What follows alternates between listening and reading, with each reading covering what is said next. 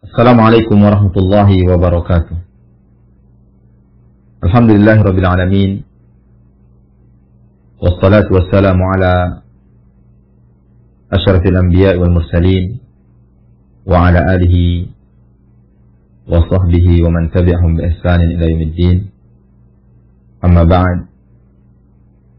Kaum muslimin dan muslimat yang dirahmati Allah Subhanahu wa taala, pertama-tama marilah kita bersyukur kepada Allah Subhanahu wa taala atas segala nikmat yang diberikan kepada kita semua sehingga kita dapat melanjutkan kembali pembahasan kita di ilmu faraid atau ilmu yang terkait tentang warisan. Kemudian salawat serta salam kepada baginda Rasulullah sallallahu alaihi wasallam beserta para keluarga-keluarganya, sahabat-sahabatnya, serta orang-orang yang selalu istiqamah mengikuti sunnah beliau hingga hari kiamat. Kaum muslimin dan muslimat yang dirahmati Allah Subhanahu wa taala, pada pembahasan yang lalu kita sudah membahas tentang perhatian yang besar dari ulama-ulama yang terdahulu hingga sekarang tentang ilmu faraid ini. Insyaallah pada kesempatan kali ini kita akan lanjutkan kepada sedikit sekilas tentang aturan warisan pada masa jahiliyah. Di antara hikmah Allah Subhanahu wa taala adalah bahwasanya kullu man 'alaiha fan, semua yang ada di muka bumi ini akan sirna, akan hilang. Sehingga dunia yang tempat kita sekarang ini merupakan jalan menuju akhirat. Bukanlah tempat untuk kita berdiam dan tinggal di sini. Sehingga karena dunia ini adalah tempat yang sementara bagi kita, maka harta yang dimiliki manusia akan berpindah setelah meninggalnya kepada orang lain. Yang menjadi pertanyaan adalah kepada siapa ia pindah harta tersebut. Dengan inilah ada perbedaan yang sangat mencolok, perbedaan yang sangat besar antara aturan jahiliyah pada masa jahiliyah yang penuh dengan kezaliman dengan aturan Allah Subhanahu wa taala di dalam Islam yang sangat adil. Pada masa jahiliyah, harta si mayit akan berpindah kepada al-kabir min abnaihi. Akan berpindah kepada anaknya yang paling besar saja. Bayangkan bagaimana dengan adik-adiknya atau anak-anaknya yang kecil. Ia tidak mendapatkan bagian dari itu. Karena harta akan diambil oleh anak yang paling besar. Anak yang paling besarlah yang akan menguasai harta sang ayah. Atau bisa jadi ketika ia meninggal, anak-anak si mayit masih kecil, maka harta si mayit akan berpindah kepada saudara-saudaranya. Atau akan pindah ke paman-pamannya. Sehingga pada masa jahiliyah mereka tidak memberikan warisan kepada anak kecil dan tidak juga kepada perempuan. Inilah aturan jahiliyah yang penuh dengan kezaliman. Alasannya apa? Alasan adalah alasan yang sangat dangkal. Alasannya karena anak kecil dan anak perempuan tidak bisa menjaga kekuatan kabilah. Anak kecil atau perempuan tidak bisa berperang. Anak kecil atau perempuan, ia tidak bisa mendapatkan ghanimah. Tidak bisa merampas, mendapatkan harta rampasan dalam peperangan. Atau mereka, anak kecil dan perempuan tidak bisa menunggang kuda.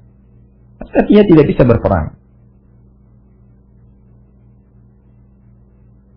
Kejelasan dari hal ini sebagaimana yang diriwayatkan oleh Ibnu Abbas radhiyallahu anhuma, beliau mengatakan, "Lamma nazalat al-fara'id allati faradallahu fiha ma farad lil waladi adh-dhakari wal untha wal abawain karihaha an-nas aw ba'dhum." Ketika turun ayat tentang faraid ini, tentang warisan,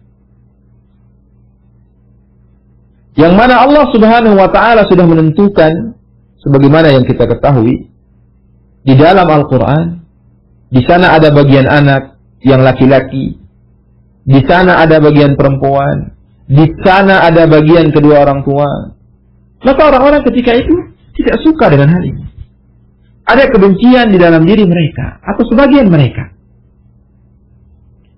Sehingga mereka mengatakan, "Qutil mar'atur rubu was sumun."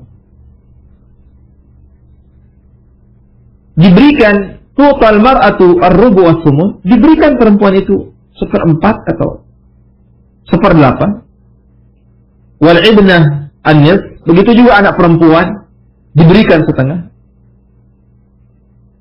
Atau anak kecil dia akan mendapatkan warisan semuanya, padahal dia tidak bisa apa-apa. Dia tidak bisa membela kabilah, tidak bisa berperang, tidak bisa mendatangkan ghanimah, tidak bisa menunggang kuda. Sehingga mereka mengatakan, "Uskutu'an hadzal hadis." Mari kita diam dari hadis ini, dari pembahasan ini. La'alla Rasulullah sallallahu alaihi wasallam yansah. Semoga Nabi sallallahu alaihi wasallam lupa tentang hal ini. Aw naqulu lahu fayughayyirhu, atau kita ngomong saja sama Nabi sallallahu alaihi wasallam sehingga dirubah aturan ini. Artinya secara hati mereka tidak terima. Masa anak kecil yang baru lahir tidak bisa apa-apa dia mendapatkan warisan yang banyak? Atau anak perempuan yang mendapatkan 1/2? Atau ia mendapatkan 1/4 atau mendapatkan 1/8? Seorang perempuan. Sehingga sebagian mereka mengatakan kepada Nabi sallallahu alaihi wasallam, "Ya Rasulullah, anutil jariyah nisf?" Ya Rasulullah, apakah kita akan berikan kepada anak kecil perempuan itu setengah harta? Ma taraka abuha, apa yang ditinggalkan oleh bapaknya.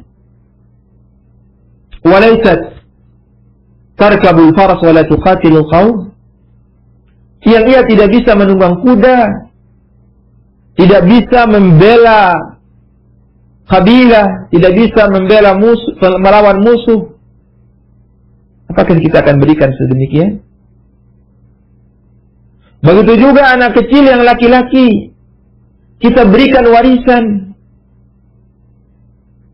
Walaysa yubni syai'an, dia tidak bisa apa-apa. Inilah dia masail jahiliyah. Orang-orang jahiliyah tidak diberikan warisan kepada yang kecil, tidak diberikan warisan kepada perempuan.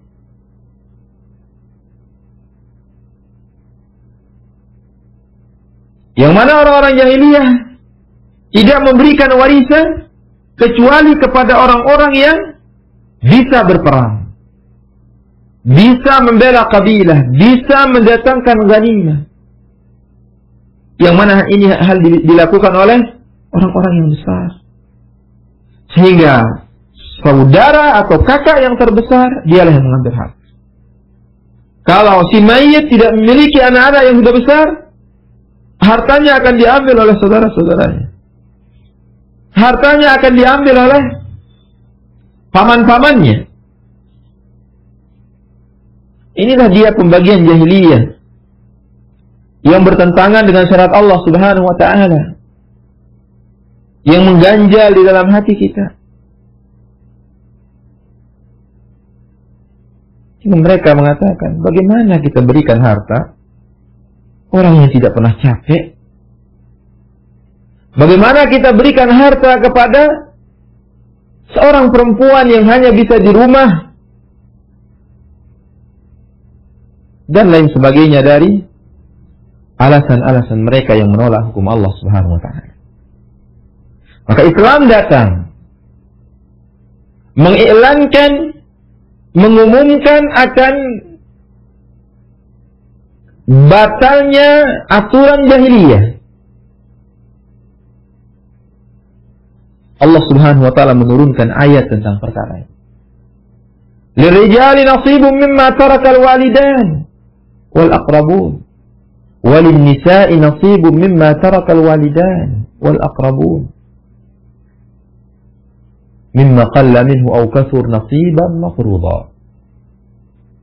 Bagi laki-laki mendapatkan bagian apa yang ditinggalkan oleh kedua orang tuanya dan kerabatnya. Dan bagi perempuan juga mendapatkan bagian apa yang ditinggalkan oleh kedua orang tuanya dan kerabatnya. Baik itu sedikit atau banyak, bagian yang sudah mafruḍ, bagian sudah ditentukan. Ini secara global sebutkan. Kemudian dirincikan di dalam firman Allah Subhanahu wa taala yang sudah kita bahas. Yusikumullahu fi auladikum lidzakari mislu hadzil unsayyain. Allah Subhanahu wa taala memerintahkan pada anak-anak kalian, bagian lelaki adalah 2 kali lipat dari bagian perempuan. Inilah di awal Islam memberikan bagian kepada perempuan. Sudah diberikan semenjak 14 abad yang lalu. Sebagaimana Islam memberikan bagian kepada anak kecil, sehingga ia tidak terzalimi, sehingga haknya tidak dimakan sama orang lain. Karena pada umumnya kita sebagai orang tua mencari harta tidak ada lain tujuannya kecuali untuk anak-anak. Nah, ketika seorang itu meninggal, kemudian hartanya tidak jatuh kepada anaknya, maka ini merupakan sebuah kezaliman.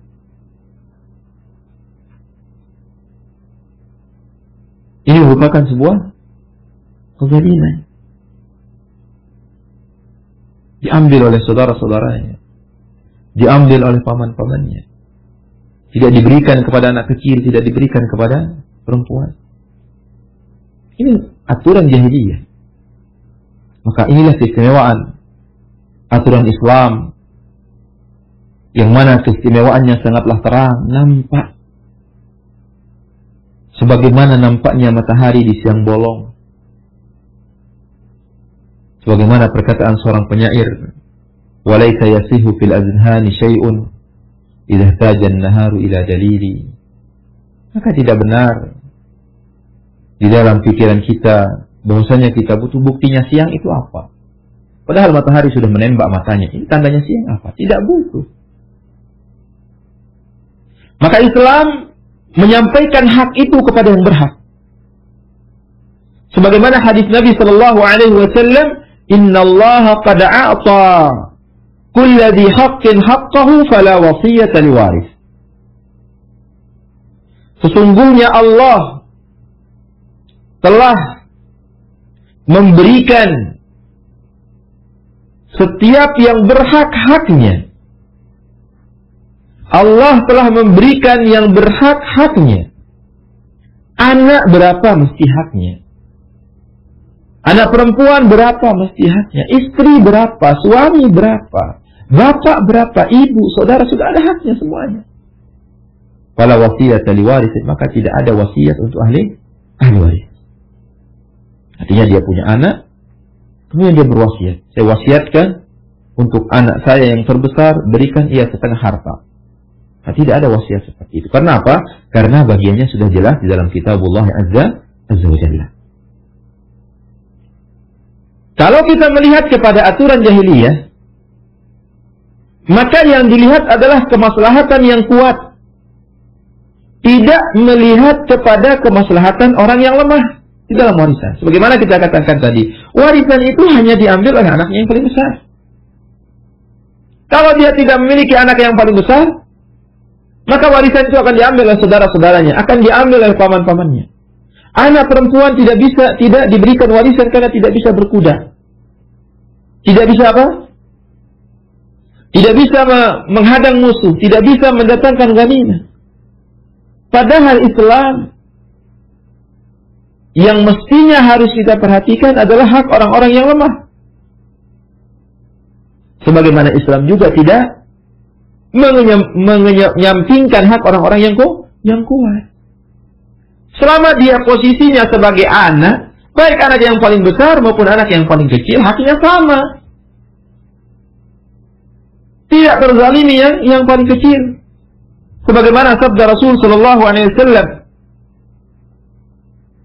"Innaka an tadhara warathataka aghniya khairun min an tad'ahum 'alatan yatakaffafun an-nas." Sungguhnya engkau meninggalkan ahli warismu dalam kondisi kaya, dalam kondisi berkecukupan, artinya warisan yang kau tinggalkan itu banyak, itu jauh lebih baik ketimbang engkau meninggalkan mereka dalam kondisi miskin, yang minta-minta sama manusia. Ini yang jadi perhatian kita. Bahwasanya aturan jahiliyah itu sangatlah menzalimi yang lemah.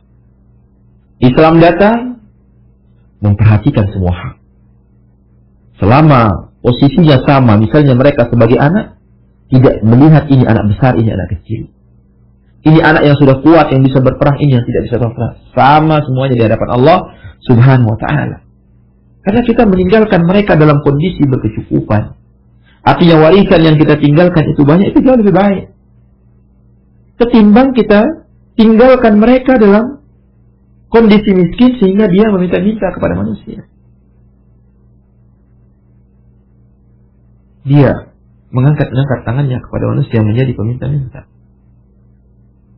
Ini merupakan aib kalau sampai meminta-minta. Dan orang yang minta-minta tidak akan kaya. Sebagaimana hadis Rasul sallallahu alaihi wasallam, "Wa ma fatha 'abdun baba mas'alatin illa fataha Allahu 'alaihi baba faqrin." Tidaklah seorang membuka untuk dirinya pintu meminta-minta kecuali akan dibukakan oleh Allah Subhanahu wa taala untuknya pintu kefakiran. Jadi intinya adalah Islam tidaklah mencegah orang yang kuat dari haknya. Sebagaimana Islam tidak mencegah orang yang lemah dari haknya. Selama orang itu lengkap syarat untuk mendapatkan warisan. Selama orang itu ada sebab untuk mendapatkan warisan. Tidak ada penghalang ia dari warisan. Baik kecil maupun besar.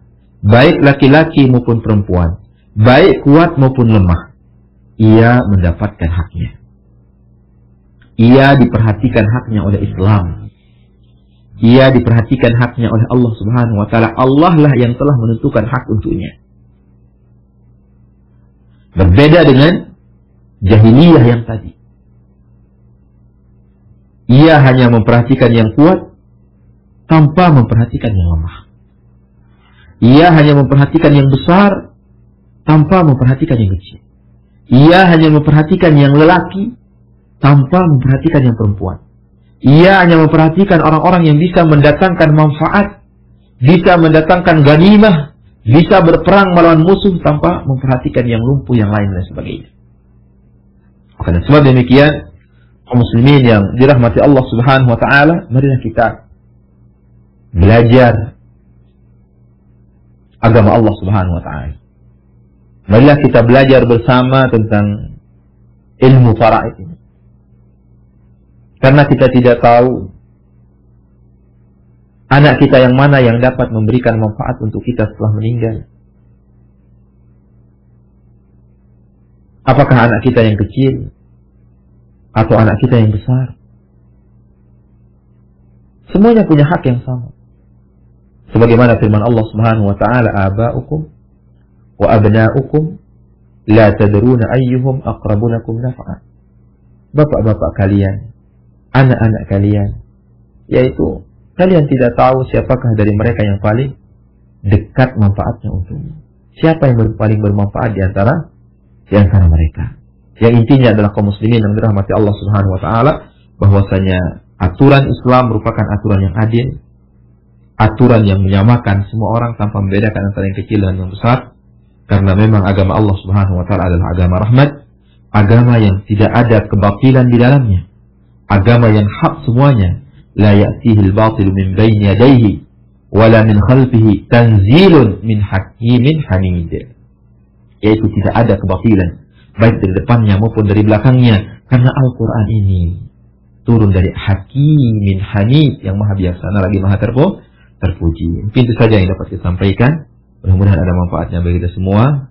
Mudah-mudahan bisa kita pahami. Semoga Allah Subhanahu wa taala memberikan keberkahan untuk kita semua. Subhanakallahumma wa bihamdika asyhadu an la ilaha illa anta astaghfiruka wa atubu ilaik. Wa sallallahu ala nabiyyina Muhammadin wa ala alihi wa sahbihi ajma'in. Assalamualaikum warahmatullahi wabarakatuh. إن تنصروا الله ينصركم ويثبت أقدامكم